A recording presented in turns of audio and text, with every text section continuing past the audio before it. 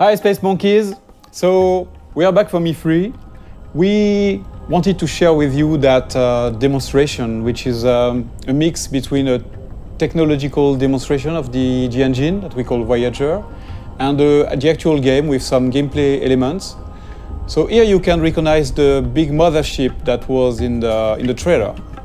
Of course, it's not the same level of quality. This is a work-in-progress assets. But again, we wanted to share all these materials with you. As you know, the game is in development. We still have a lot of things to do, but it's cool to share with you where we are on that spaceship part. So here, the mothership is like a home, a house for the player. That one is about 400 meters long, and you can have your crew inside, of course your main character, but also your spaceships. So if you start in the game without anything, and you get your first spaceships, even if then later you have a larger spaceship, you can keep the smaller one into the big mothership. That's the same thing for the crew. If you start with 1 or 2 members in your crew, then you can have them in your big mothership later.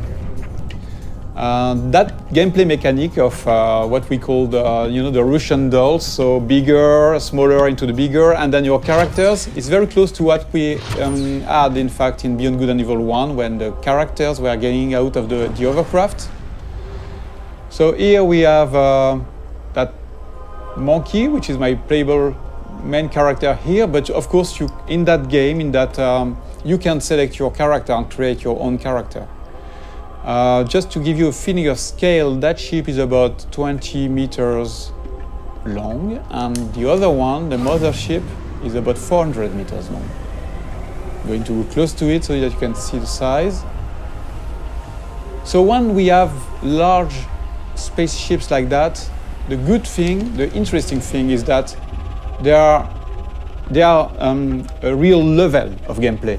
You can go inside. We have interiors for those big ingredients. So imagine I'm at the beginning of the game. I'm starting the game. I have nothing, but I am like like in Beyond Good and Evil 1, you start without anything, and you have to get some money to like level up and get your first vehicles. So imagine I'm just delivering pizzas here. It's like a side quest or just a way among many to get some money. I'm delivering pizzas to those guys. So imagine it's not my spaceship. That's the beginning of the game, and this could be an interesting way to trigger the first ingredients of the adventure, because the spaceship is a playable interior. You can get inside, you can sell your pizza, and then instead of getting out of the ship, you could decide to explore the ship. And why not discover that there is some slavery, some human trafficking and things like that. The good thing is that in Beyond Good and Evil 2, like in the first episode, you can take pictures. So if I'm taking a picture of evidence of the things I'm seeing in the game, then I can share those pictures with the guys in the city, for example, and then I can trigger discussions with those guys based on the picture I took. So that's a very interesting mechanic that can create that feeling that you can explore everything and you can gather informations and share those informations with NPCs, but also between players. Another very interesting thing here is the feeling of scale. Here we know that the players, they will explore everything. They will want to go everywhere. So we need to handle large-scale ingredients, like that huge statue, where you can go very close to it and you can look at all the details on the statues. And of course, you can go inside of this kind of statue, and you can also get on top of it. I just want to show you something interesting about the scale and the feeling of scale. So I'm going to land on the top of the statue, and you will realize how big it is.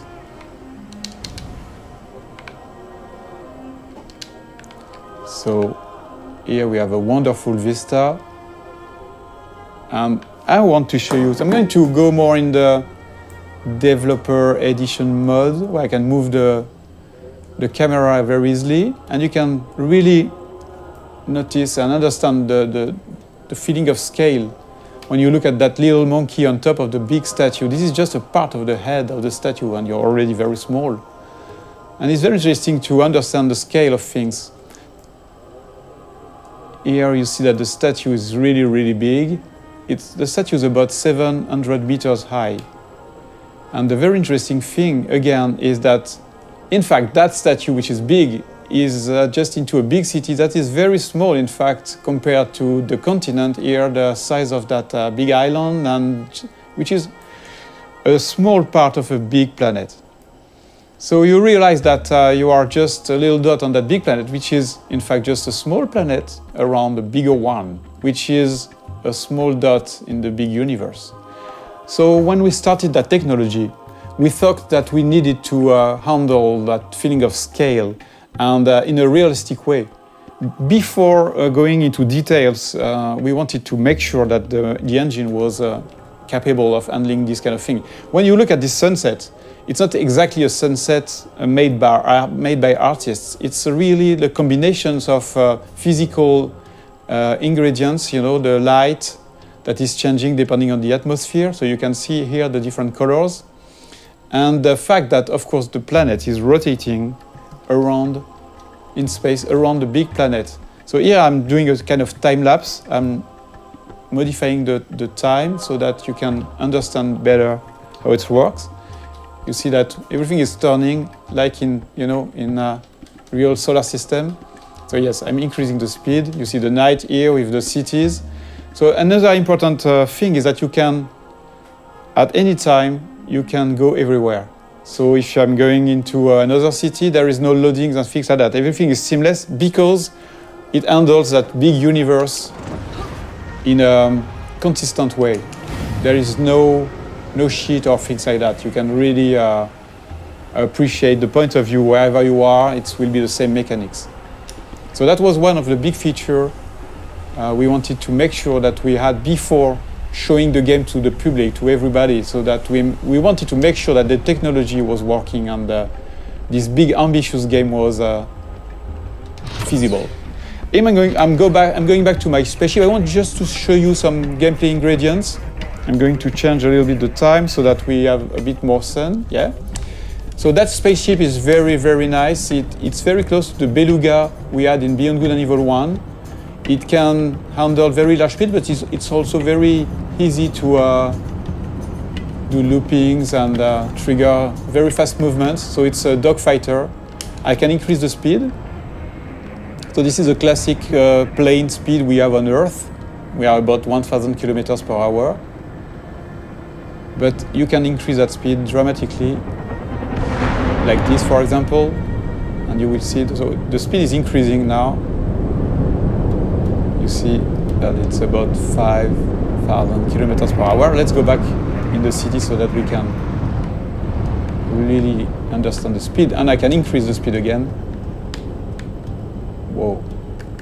Use some tricks, movements, and then we are going to do a looping, for example. So you can combine anything, any movements, and the very nice thing too is that you can even increase the speed to 20,000 kilometers per hour, which is a lot. I'm going to try, to drift like that. So at any time you have the drifting mode, you have all these very interesting movements. But of course, the biggest things you want to do in this kind of situation is to go in space. So let's trigger higher speed. And you see this little effect around the spaceship is because of the friction of the atmosphere. If I don't increase my speed, there is no reason to have more friction. But if I'm increasing the speed, you will see that the effect is stronger. And same thing if I'm going very, very fast. So depending on the quantity of atmosphere, you can have a stronger effect. Until you start burning. But you see, with those very high speed, you can really travel very, very far and very fast. Just changing the time of the simulation so that we can appreciate the wonderful view in space. So if I decide to go on this planet or the satellite, which is somewhere around there, I can go there seamlessly. And the more the further you are of the planet, the faster you can go because there's no more atmosphere, so no more friction. So here I still have a little friction. But of course you can go back onto the planet whenever you want.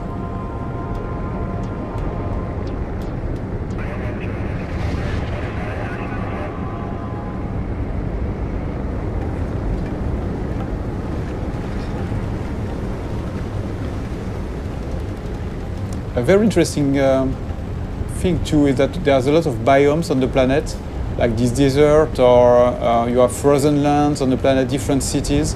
So we don't want empty planets. We want planets with landmarks, with places to explore.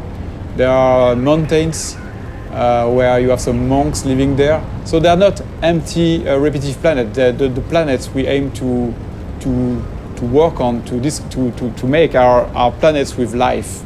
And the planet itself is living somehow. For example, that planet has different, I would say, big biomes. Because that planet, as I told you, is a satellite of the bigger one, the one that is in the foreground.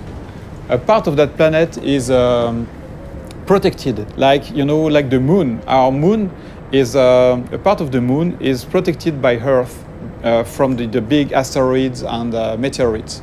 So here that's exactly the same thing. The cities are built in the safe place where nothing is falling from space.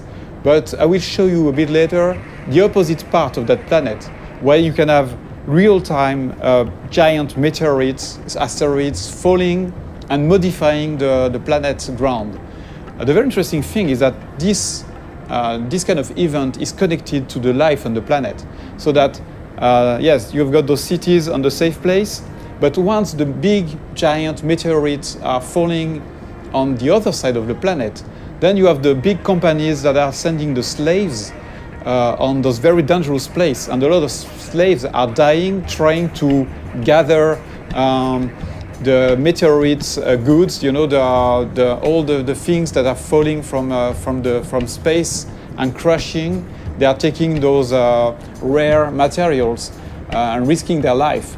So it's not just about the planet on one side and the story on the other one. The planet and the story are connected, and that's a very important thing for us. So again, let's look at that planet modification process.